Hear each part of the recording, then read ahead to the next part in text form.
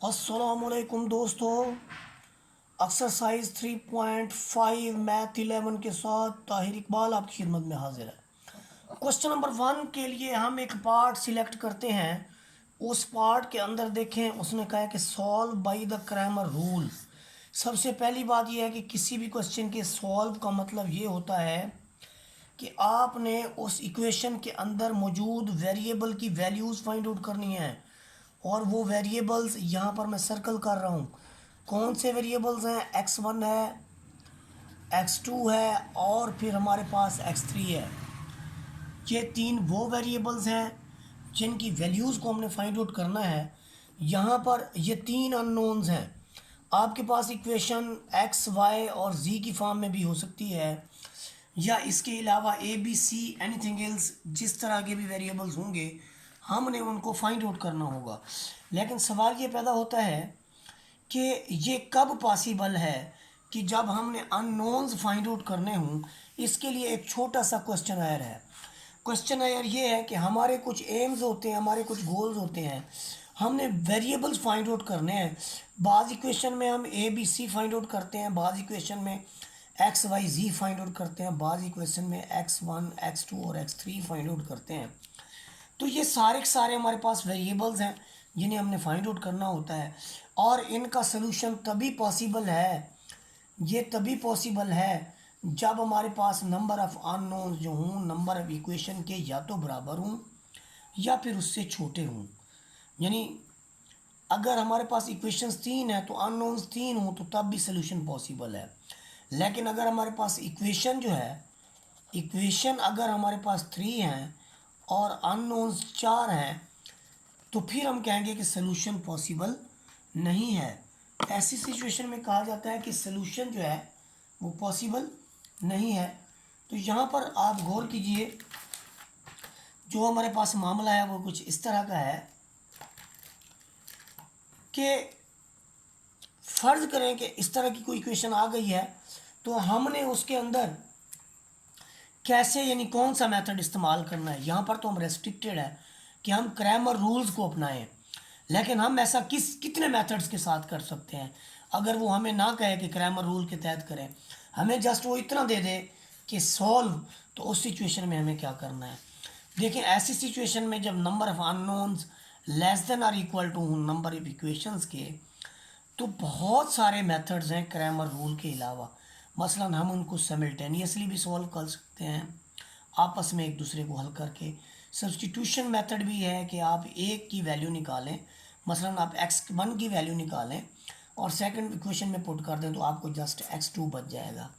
इसके बाद इक्वेशनिंग कोफिशेंट भी है कि आप कोफिशेंट को इक्वल कर दें, मदर कोफिशेंट इक्वेटिंग का भी है। फिर हमारे पास इन्वर्शन मेथड भी है, मैट्रिसेस वाला, जो इसका सेकंड क्वेश्चन है। डिटर्मिनेंट मेथड भी है, एचिलॉन फॉर्म भी है, और आइट्रेटिव प्रोसेस भी हैं जिन्हें हम हाई यानी बड़ी क्लासेस के अंदर पढ़ेंगे। और बहुत सारे ऐसे मेथड हैं जिनके तहत हम इन नंबर ऑफ़ इक्वेशंस को जो है सॉल्व कर सकते हैं। अब हम बढ़ते हैं अपने रूल की तरफ। हमारा जो रूल है वो हमारे पास है जी, क्रैमर रूल के तहत हमने इस क्वेश्चन को सॉल्व करना है। तो यहाँ पर देखिए, हमारे पास जो इक्वेशंस हैं वो हमारे पास है 2x1 minus x2 plus x3 is equal to 8। तो हमने इनके कोफिशिएंट्स को लिख लिया, 2 लिख लिया, फिर हमने -1 लिख लिया, फिर हमने 1 लिख लिया। उसके बाद देखिए, हमने x1 का कोफिशिएंट है 1 लिख लिया, फिर 2 लिख लिया, फिर हमने इसमें फिर 2 लिख लिया, फिर हमने 1 लिख लिया, फिर -2 लिख लिया, फिर -1 लिख लिया। यानी हम इस मैट्रिक्स ए का डिटर्मिनेंट फाइंड आउट कर रहे हैं और फिर इस पर हम क्रैमर रूल अप्लाई करेंगे। अब डिटर्मिनेंट में देखें, डिटर्मिनेंट मेथड हमें क्या कहता है कि पहले नंबर पे आपने जो 2 लिखा हुआ है ये वाला 2 लें आप ये रो छोड़ देंगे, ये सीधी वाली इसकी, ये सीधी वाली इसकी रो छोड़ देंगे और फिर इसके कॉलम छोड़ देंगे। ये देखिए, मैं इसको, क्योंकि मैंने इसको रेड से सर्कल किया है तो मैं इसकी रो को भी रेड से सर्कल कर देता हूँ और इसके कॉलम को भी मैं रेड से सर्कल कर देता हूँ। बाकी जो हमारे पास वेरिएबल्स बचेंगे ये वाले, इन्हें हम यहाँ पर लिख लेंगे 2 2 -2 -1। उसके बाद देखें, जब हमारे पास आएगी बारी इसकी -1 की, मैं इसको ग्रीन से लिख लेता हूँ। उस सिचुएशन में हमने क्या करना है, हमने ये रो छोड़ देनी है और फिर इसी तरह से ये कॉलम भी छोड़ देना है। और फिर अब ग्रीन को हम देखेंगे, यहाँ से हमारे पास बचेगा 1 1 2 -1। तो यहाँ पर देखें 1 1 2 -1। फिर हमारे पास आएगा प्लस का 1। उसके लिए हम देखें, जब हम +1 की बारी आएगी तो हम जब इस +1 को लेंगे तो फिर हम ये सारे का सारा कॉलम जो है वो छोड़ देंगे, ये सारा कॉलम भी हम छोड़ देंगे और उसके बाद ये वाली रो भी हम छोड़ देंगे और उसमें हम लिखेंगे 1 1 2 -2 1 1 2 -2। तो यहाँ पर देखें आपके पास 1 1 2 -2। यहाँ पर हमने 2 लिख दिया, इसको इससे मल्टीप्लाई किया, माइनस लगाया और फिर इसको इससे diagonal element minus non diagonal element, ये वाला और ये वाला। सिमिलरली फिर माइनस इंटू माइनस प्लस 1, वैसे 1 को आप -1 से ज़रब दें तो ये आपका -1 आता है, 2 को 1 से दें आपका 2 आता है। नफ़ी फार्मूले वाला, ये हमने मैट्रिक में भी पढ़ रखा है। +1 के साथ 1 इंटू -2 नफ़ी लगा के 2 इंटू 1 नफ़ी 2, तो -2 इंटू 1 -4 आपका। यहाँ से आपको मिला 1 इंटू -3 और यहाँ से आपको मिला 2 इंटू -2 + 4। तो यहाँ से देखें 2 एज इट इज़, प्लस का 4 है, प्लस का 4 है आपके पास, प्लस का 4 है, माइनस का 2 है, तो प्लस के 2 बचेंगे। यहाँ 1 है इंटू -3 है, फिर 1 है इंटू -4 है, वो यहाँ से आएगा आपके पास।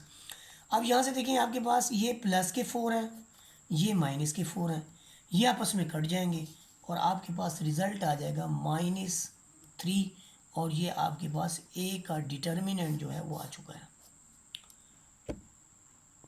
ए का डिटर्मिनेंट फाइंड आउट करने के बाद जो कि हमें मिला है जी -3, ये फाइंड आउट करने के बाद हमें पता है कि x1 किसके इक्वल होता है, x2 d2/a और x3 माजरत के साथ यहाँ पर मिसिंग हो गई है d3/a डिटर्मिनेंट। अब d1 हमारे पास क्या है, d1 ये है कि सॉल्यूशन कॉलम से हमने पहली वैल्यूज़ को यहाँ पर पहले कॉलम को उड़ा के यहाँ पर लिख लेना है। मैं फिर बताता चलूँ, यहाँ पर मैंने क्या किया है कि ये जो सॉल्यूशन कॉलम है 861, इसे मैंने यहाँ पर लिख लिया है पहले कॉलम को उड़ा के। और ये पहला कॉलम हमने कहाँ से उड़ाया है, ये हमने डिटर्मिनेंट से उड़ाया है, जो हम डिटर्मिनेंट फाइंड आउट कर चुके थे। ये देखें, ये डिटर्मिनेंट हमने फाइंड आउट किया था 211, तो ये हमने 211 को उड़ाया है। देखिए आप, तो 211 को उड़ा के आप 861 लिख देंगे, बाकी आपके वैसे आएंगे -1 2 -2 फिर 1 2 -1 वैसे आएगा ये सारा।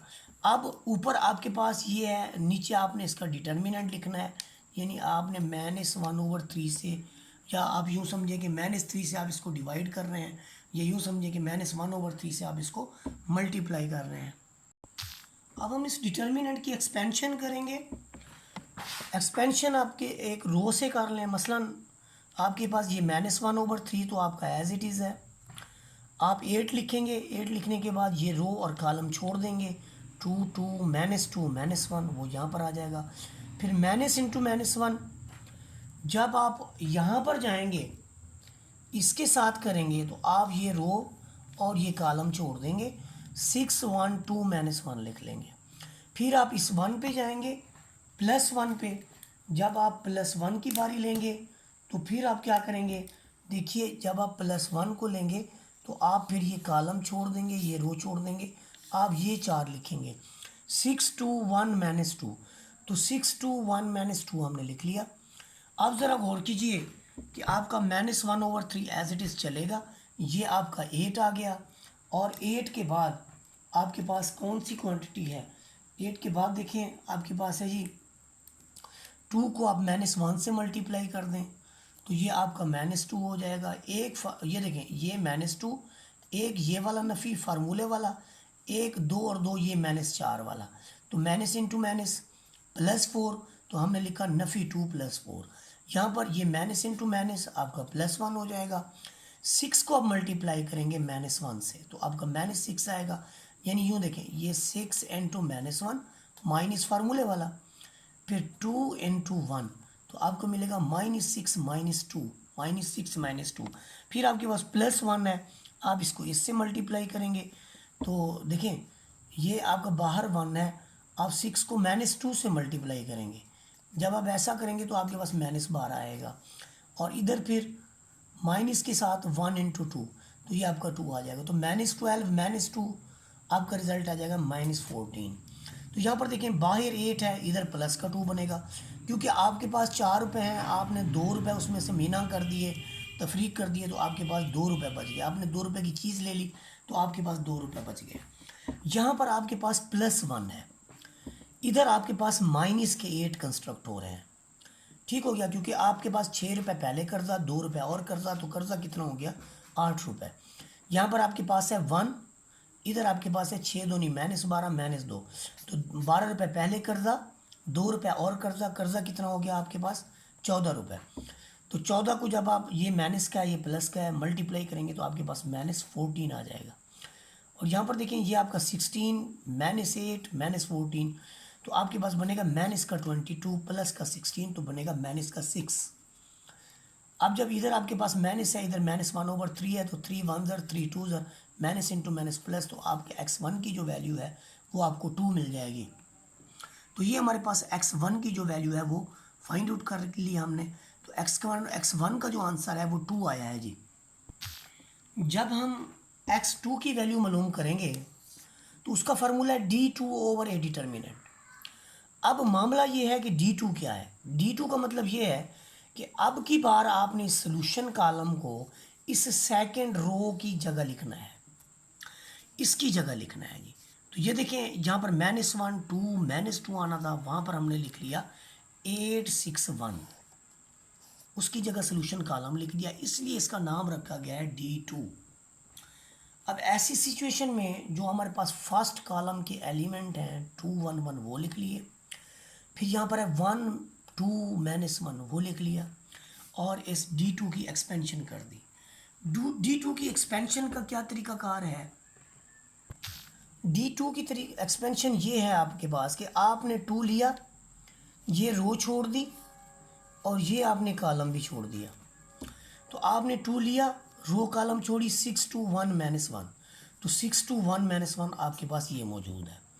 फिर आपने लिया जी -8, 8 तो वैसे है लेकिन चूंकि ये 1 2 प्लेस पे है तो इस वजह से इसका जो है ये आ जाता है -1 की पावर 1 + 2, जो कि -1 की पावर 3 नहीं बनती है, जो कि -1 की इक्वल होती है, इसलिए यहाँ पर नफ़ी लगाया जाता है और इसके साथ 8 लिख दिया जाता है। अब उसी तरह से डिटर्मिनेंट जब आप 8 लिखेंगे तो आप ये कॉलम छोड़ देंगे, ये रो छोड़ देंगे, 1 2 1 -1 लिख लेंगे, फिर आप +1 लेंगे तो फिर आप ये लिख लेंगे, आप 1 6 1 1 लिखेंगे, 1 6 1 1 लिखा।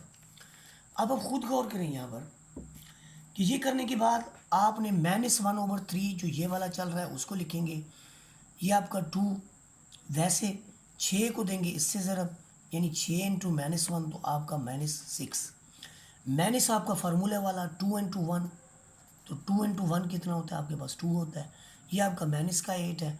अब माइनस के 8 के साथ हमने क्या किया कि 1 को दी -1 से मल्टीप्लिकेशन, फिर नफ़ी लगाया, 2 को 1 से ज़रब दी, तो आप देखें इसका जो आंसर है वो -1 है और इसका जो आंसर है ये आपके पास -2 है। तो -1 × -2 आपको देगा जी -3, नेक्स्ट आपको देगा -3। तो यहाँ पर देखें ये आपका +1, इसको आपने दी इससे ज़रब, 1 × 1 आपका ये देखें 1 × 1 -1 × 6, तो 1 - 6, तो 1 - 6 कितना होता है आपके पास -5 होता है। अब ज़रा यहाँ पर आप आ जाएँ, अब यहाँ पर देखें आप कि 8 दूनी -16, डिफरेंट है साइन, एक जैसे साइन है प्लस में लिखेंगे, डिफरेंट साइन है माइनस में लिखेंगे।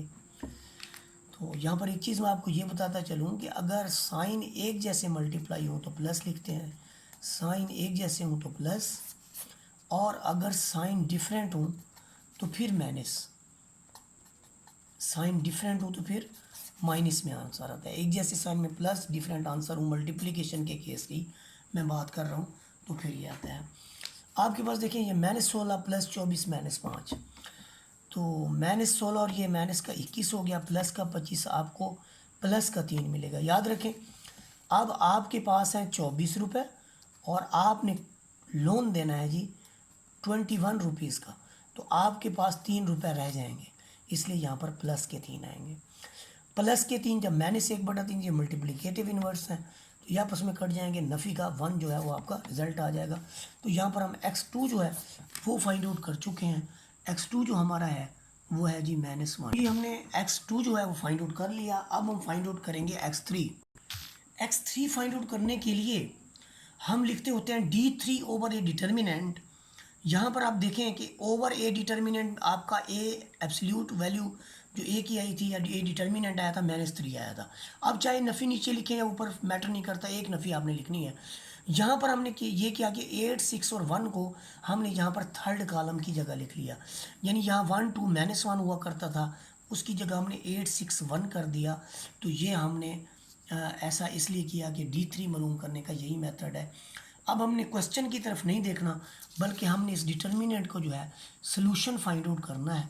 तो डिटर्मिनेंट का सोल्यूशन फाइंड आउट करने के लिए अब देखिए हम क्या करते हैं। हमने फर्स्ट एलिमेंट को लेना है, ये रो छोड़ देनी है और ये साथ वाला हमने कॉलम भी छोड़ देना है। तो 2, 6 -2, 1, 2, 6 -2, 1 लिख देना है। फिर नफ़ी लगाना है, माइनस इंटू -1 आपका +1 आ जाएगा। और जब ये एलिमेंट हमने लेना है तो ये कॉलम छोड़ देना है। तो 1, 6, 1, 1, 1, 6, 1, 1 लिखने के बाद फिर आपका अगले एलिमेंट में +8 के साथ क्या आएगा 1, 2, 1 -2, तो ये आ गया। अब देखिए ये आपने 2 लिख लिया, 2 को 1 से दिया, आपने 2 को 1 से दिया, नफ़ी लगाई, 6 को आपने -2 से दिया, तो यहाँ पर आपके पास एक 2 खड़ा था। तो 2 1 ज़रा आपके पास 2 और ये माइनस है, ये माइनस है। अभी मैं बता के आ जाऊँ, साइन एक जैसे होंगे तो प्लस आएगा, तो ये एंड में जाके प्लस हो गया। देखिए यहाँ पर फिर आपके पास ये माइनस इंटू माइनस आपका +1 -6, फिर इसके बाद 8 है, यहाँ से -2 मिलेगा, नफ़ी लगा के फिर -2 मिलेगा, तो -2 इंटू -2 आपके पास आया जी -4। तो यहाँ से 14 को 2 से ये 14 यहाँ से बना है, ये आपका -5 आया है, यहाँ से आपका -4 आया है। अब आपने क्या करना है, इसमें आपने ये करना है कि इनको मल्टीप्लाई कर देना है।